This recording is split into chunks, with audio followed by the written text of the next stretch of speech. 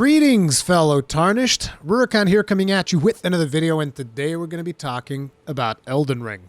And this video is not one of speculation. Oh no, because you see, I got to play Elden Ring this weekend. Not the full game, obviously, considering that only releases on February 25th, but Bandai Namco was kind enough to provide me with early access to the closed network test, which is a good thing, because the amount of content available in this network test is quite simply overwhelming. It took me around 10 hours to see all the encounters and explore what I believe to be all the content that was available in this build, with one character. And I must have spent well over 30 hours playing the game to try and bring you as much information as humanly possible. Now, naturally, as I'm sure you're aware, I'm someone who focuses more on the mechanical side of things as opposed to lore. So if you're looking for a lore discussion, I'd suggest you hit up Vaativydia, who was also in the test, and I'm pretty sure he was chatting up all the NPCs to squeeze every last morsel of information out of them. There's going to be a link to his channel in the description. Not that you'd need one. Anyway, before we begin, this video took a lot of effort to put together, so if you enjoy it, hitting that like button helps out immensely. Also, if you're looking for more Elden Ring content, I have some special stuff lined up you won't want to miss. So make sure to subscribe. Alright then, strap yourselves in and get ready for a really deep dive into Elden Ring.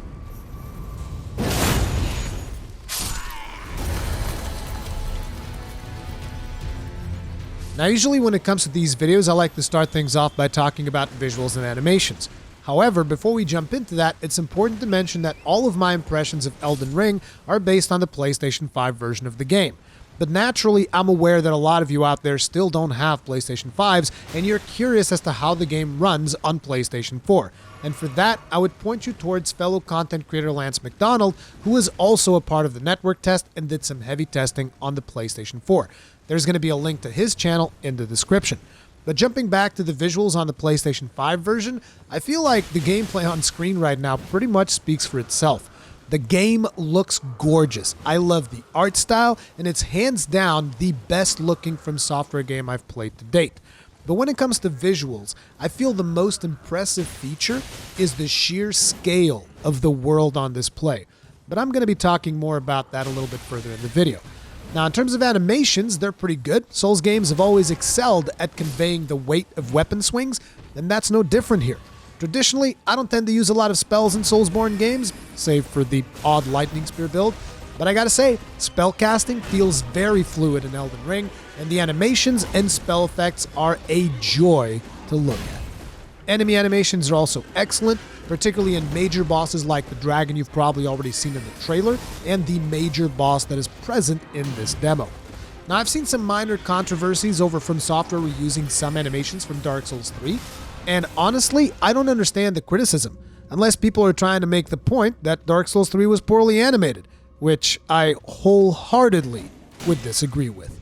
The sheer amount of weapons present in Souls games is overwhelming, and I think reusing animations from older titles is fine.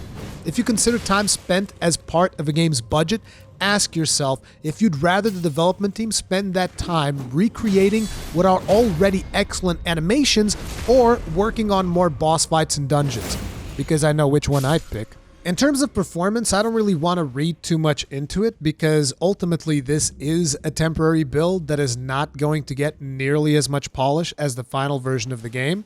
But anyway, for most of the time, Elden Ring ran at a steady 60 FPS, with some exceptions during heavy rain whilst engaging large groups of enemies and a couple of rare stutters.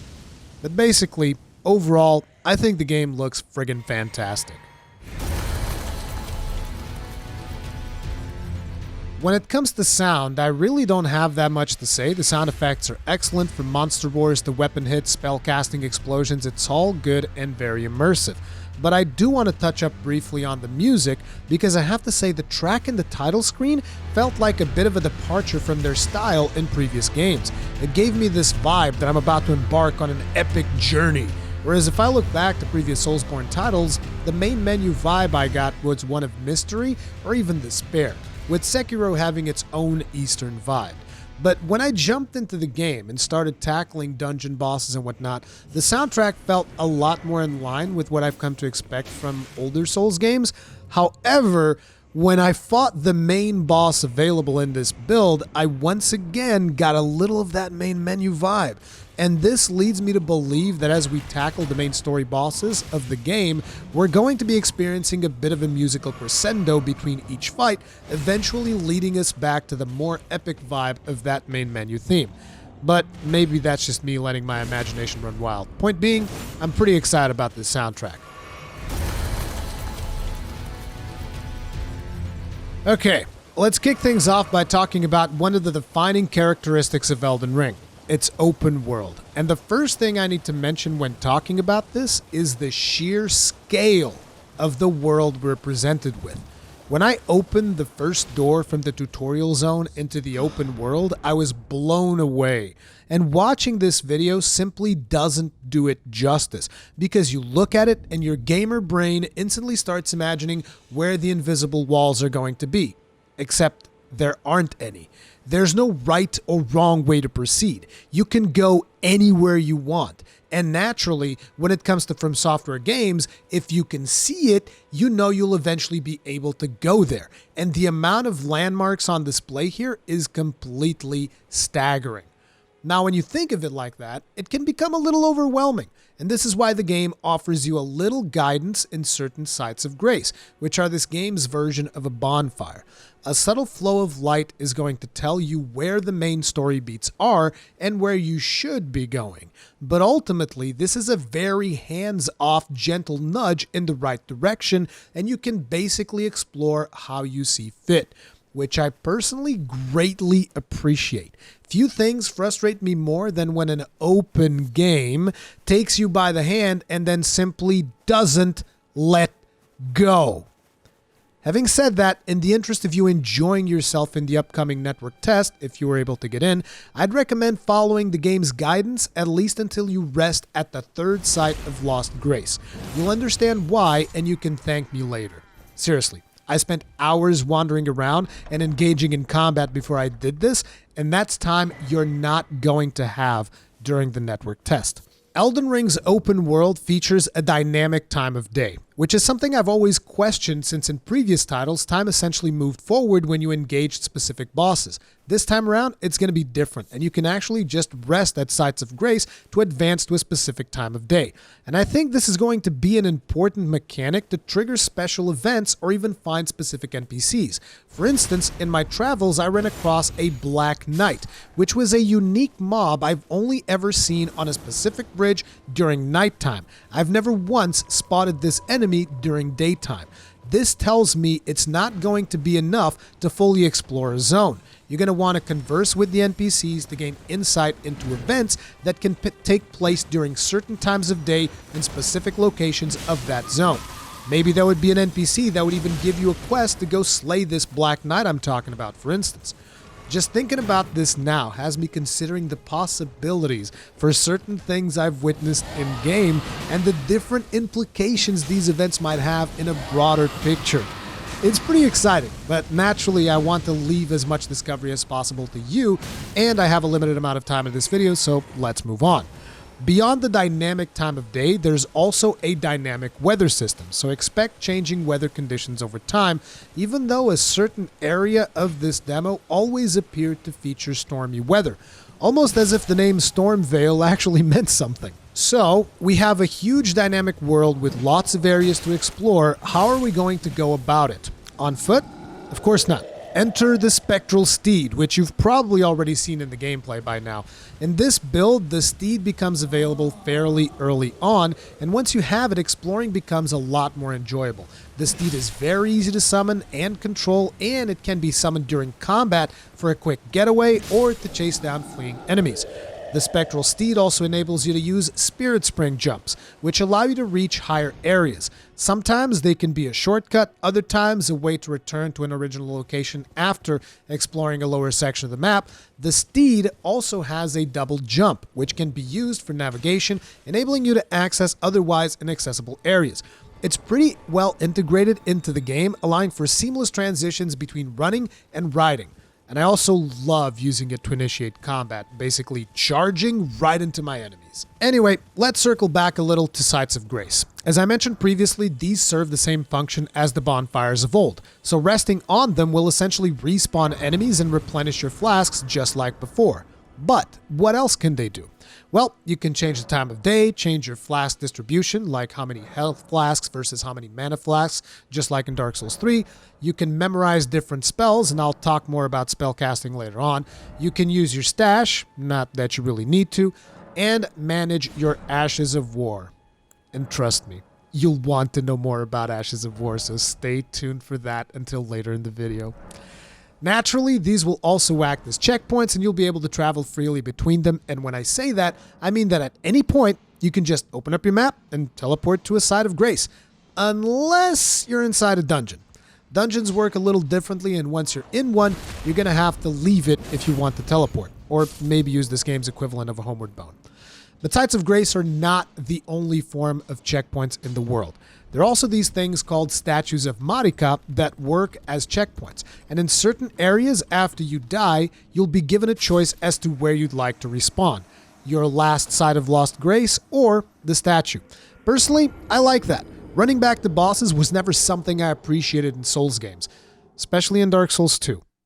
Damn, there were some terrible boss runs in that game. On the topic of dungeons, there's two types. Regular dungeons of varying sizes you'll encounter in the open world. The ones in this build are fairly small, with the occasional go here and pull this lever to open the door to the boss. Also, make sure to avoid this trap or you'll die. And then there's legacy dungeons, which are more traditional Souls experiences. In this build, we had limited access to Stormvale Castle, which in terms of scale, I'd expect to rival the entirety of Boletaria. Legacy dungeons are going to be where you fight most of the main bosses, while other dungeons could be seen essentially as side quests. In terms of rewards though, in my opinion, it is definitely worth it to visit these smaller dungeons, as they're going to reward you with Ashes of War, which are extremely important items that unlock weapon arts and different playstyles. And like I said earlier, more on those a little bit further in the video. Just a little bit longer, guys, okay? Another thing I'd like to call to your attention in Elden Ring's open world are these little dung beetle looking dudes, which essentially act like this game's crystal lizards. If you see one, kill it before it can run away, as they can drop Ashes of War, spells, and other goodies. Some of them are also there just to replenish your flasks. And while we're on the topic of flasks, let me elaborate a little. Elden Ring features Flasks of Crimson Tears, which heal hit points, Flasks of Cerulean Tears, which give you FP, the soul's equivalent of mana, and then there's a new one called Flask of Wondrous Physics, if I remember correctly, which is an additional customizable flask, and as you travel through the world, you'll unlock reagents that you can mix into that flask to change its effect. In this build, we could use healing, FP recovery, temporary stamina buff, and explosion. Basically, pick two of those effects, and when you drink the flask, they happen. Explosion, by the way, is exactly what the name implies. You drink it, and you blow up, dealing damage to yourself and everyone around you.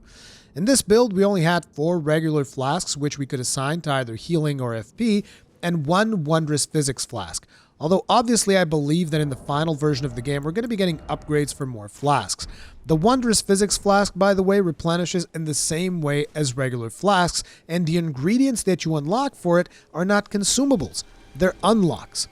And on the topic of replenishing flasks, one of my favorite features of Elden Ring was the fact that killing groups of enemies in the open world will actually replenish your flasks. So taking on a large monster or a boss will usually get you more flasks. Taking out a camp of enemies, same thing, which essentially incentivizes you to not skip combat due to the fear of missing out on exploration because you ran out of flasks. Unfortunately, in this build, this feature doesn't work on dungeons, legacy or otherwise. Whether that's going to be present in the final game or not, I don't know.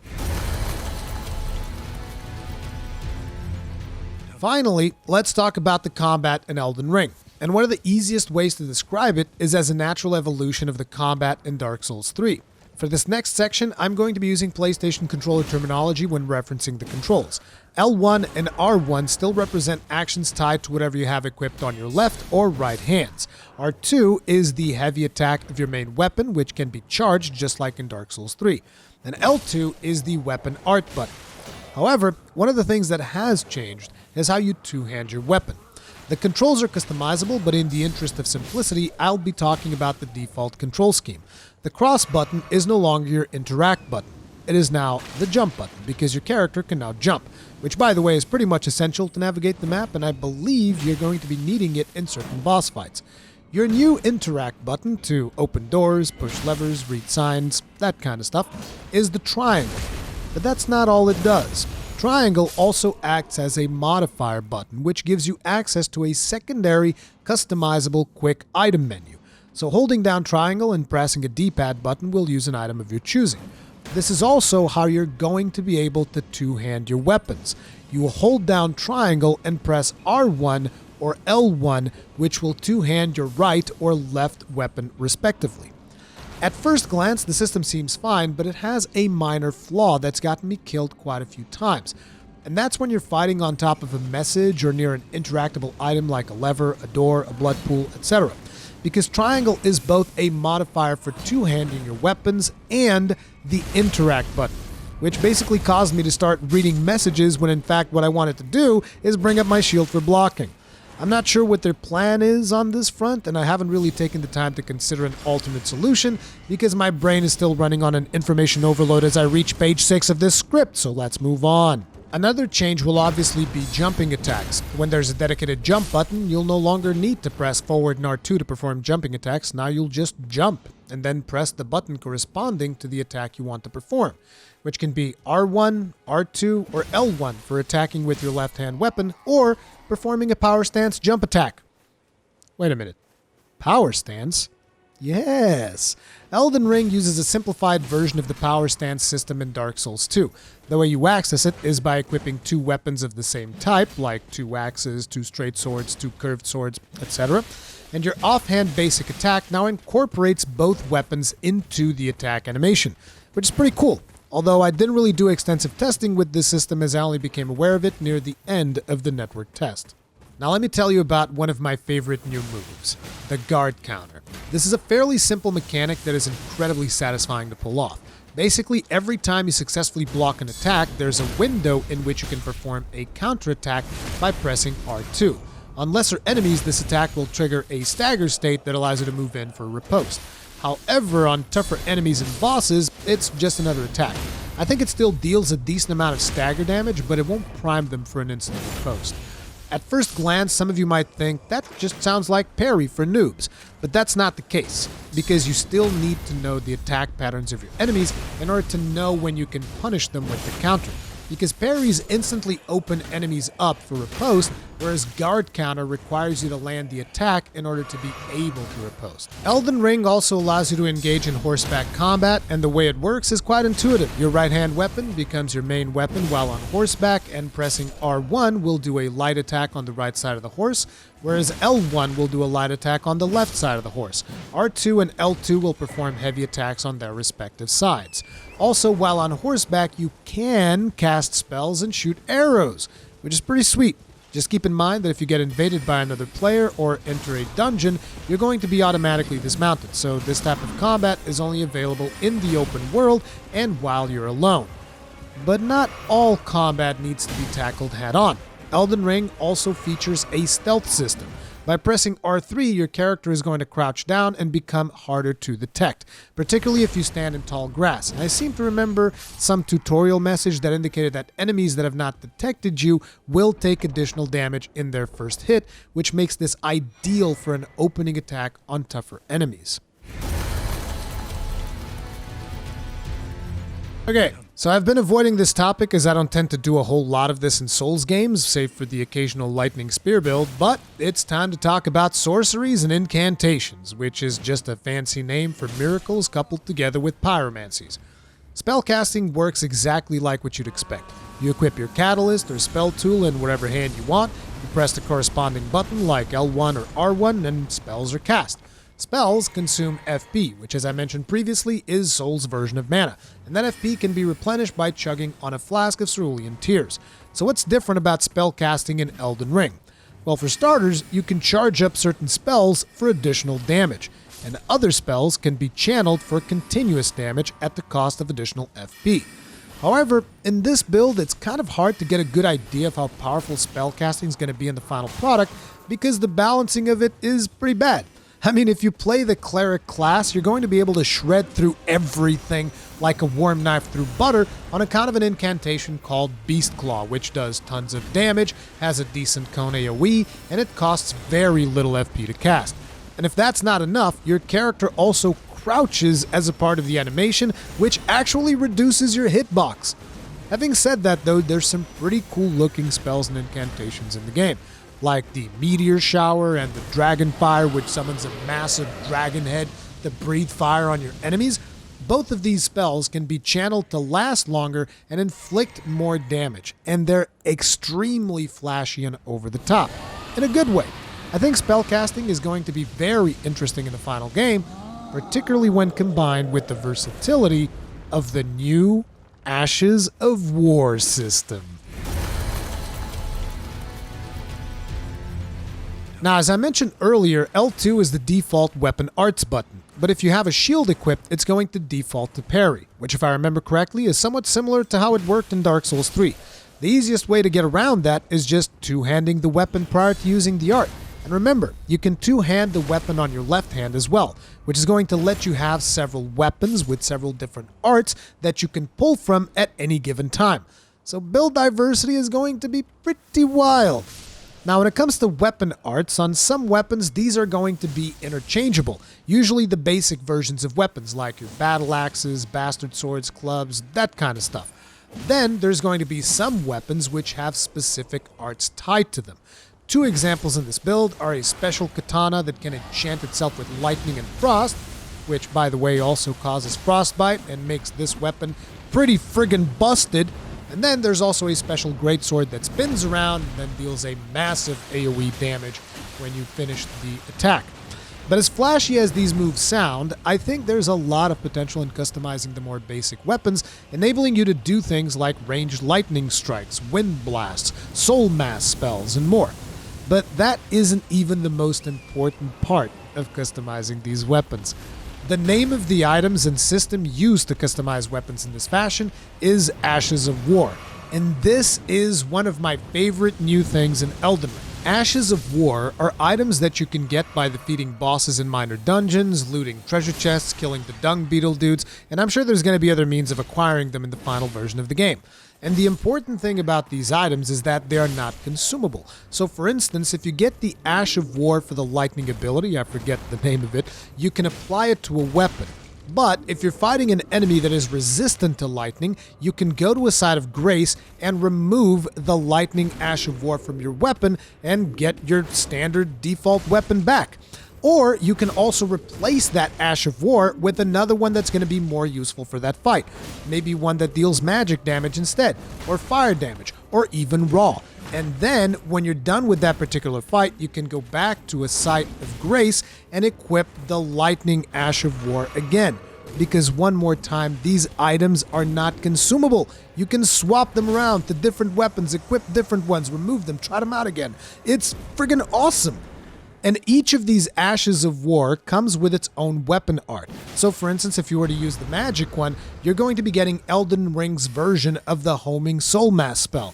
But again, that's not all. Because you see, when you apply these Ashes of War, you can actually change the scaling and damage type of your weapons. So the magic enchantment also changes your weapon to scale with intelligence. And I've seen weapon arts that would change your scaling to quality, which would make your weapon scale equally with strength and dexterity. I've also seen the keen modifier and a few others. Another great feature of this system is that change in weapon scaling or damage type is actually optional. So say you get the Ash of War that gives you the lightning strike that I was talking about, but you don't actually want your weapon to deal lightning damage. You can do that. You can have it be the standard version of the Ash of War, and your weapon's still going to be dealing raw damage, but you're still getting the lightning strike weapon art. There's also going to be shield-specific Ashes of War, and as you can imagine, I can't wait to find all of these and see all of the crazy stuff that we're going to be able to do with shields.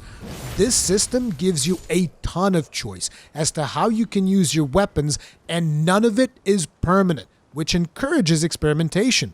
Personally, as someone that loves to experiment with different builds, this feature blew me away.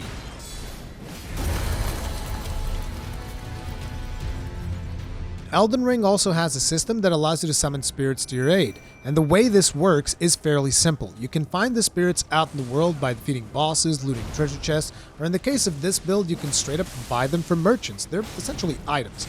There's different types of spirits that you can summon, and each of them can provide assistance in different ways. In this build, we had a mob of nobles, which would summon 4 or 5 weak NPCs that would attack enemies, 3 wolves that would do essentially the same thing, but these are much more nimble, a jellyfish that would shoot poison, and a noble spellcaster that, as far as I could tell, didn't actually do anything useful.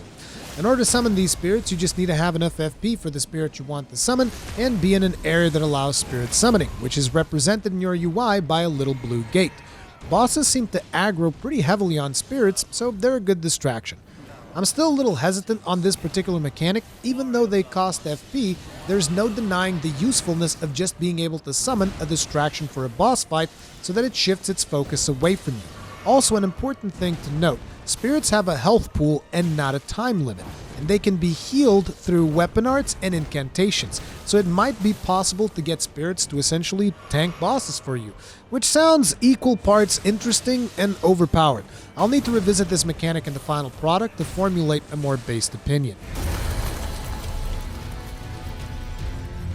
Finally, let's talk about multiplayer and how it works in Elden Ring, which basically is not that different from what we've come to expect by From Software. You'll be able to summon other players through traditional summoning signs, which in this build could be red summoning signs for duels or yellow summoning signs for jolly cooperation.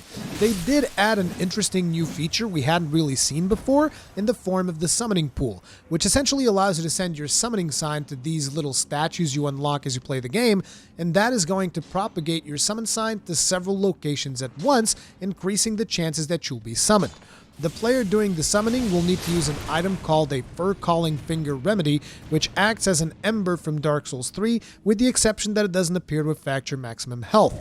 This build also included some interesting multiplayer options which we could toggle for the purpose of testing. Things like luring black phantoms, which essentially signaled the servers to trigger invasions. By default, this appears to be off, and you'll only ever be invaded if you summon another player to help you. Another option was the ability to automatically request help from players once you do get invaded, which would then automatically summon players that signed up as defenders to come and assist you in the event of an invasion. These are essentially how Way of Blue and Blue Sentinel Covenants operated in Dark Souls 3 if you've engaged with those. Unfortunately, I'm a little sad to inform you that co-op multiplayer still works exactly like it did in previous Souls games. Each session basically ends when you kill a boss, and you have to resummon each other again afterwards if you wish to continue playing together. Luckily, it appears to be fairly easy to connect to each other through the use of the group password system, so there's that. Also keep in mind, there's no spectral steed during multiplayer sessions. For this section, I'm just going to tell you guys what each of the stats does. Most of them are fairly self-explanatory, but there are a couple of interesting bonuses here. So there's Vigor, which controls your hit points and fire and poison resist. You have Mind, which is going to govern your FP and focus-related resistance. I'm not exactly sure what that means. And I believe that this particular stat is also the one supposed to control the amount of spell slots you get, but I'm not sure, as in this build, everyone had 3 memory slots, regardless of their Mind stat. Then we have Endurance, which controls your stamina, physical defense power, and robustness. Not sure what that's supposed to mean. Maybe that refers to poise. Then there's Strength, which allows you to wield strength-based weapons, boosts the damage of strength-scaling weapons, and it raises your equipment load. So if you want to wear big armor, you're going to have big strength. Then there's Dexterity, which allows you to wield dexterity-based weapons. It's going to boost the damage on weapons that scale with dexterity. It also reduces your casting times, softens your fall damage, and makes it harder to be knocked off of your horse. You also have Intelligence, which is needed to use glintstone sorceries. It's going to boost the power of int-scaling sorceries and provide you with a little bit of magic resistance. Then there's Faith, which is needed for sacred incantations, and it's going to boost the damage of incantations that scale with Faith. And finally, there's Arcane, which governs Discovery, which basically is Magic Find, death resistance, as well as certain sorceries and incantation bonuses. So death resistance, I would assume, is something similar to Curse, and basically if you get the death status ailment, you'll die. whereas Arcane also appears to affect certain spells. But yeah, these are the stats. So now you know almost as much as I do about Elden Ring. I hope this video was informative. I did my best to provide you with as much details as I possibly could, and now I will go into a coma for the next couple of days. But don't worry, because I already prepared some more Elden Ring content for you guys, featuring more gameplay and some guests that you might know from the community. I loved my time with the network test, and February 25th can't get here soon enough. Elden Ring completely blew my expectations out of the water, and I already had some pretty high expectations going in. I hope you'll enjoy it as much as I definitely will. Thanks for watching. Consider hitting the like button, as I've spent an ungodly amount of time working on this video. If you enjoy my content, subscribe. Stay strong, stay safe, and keep your shields up, Iron Breakers.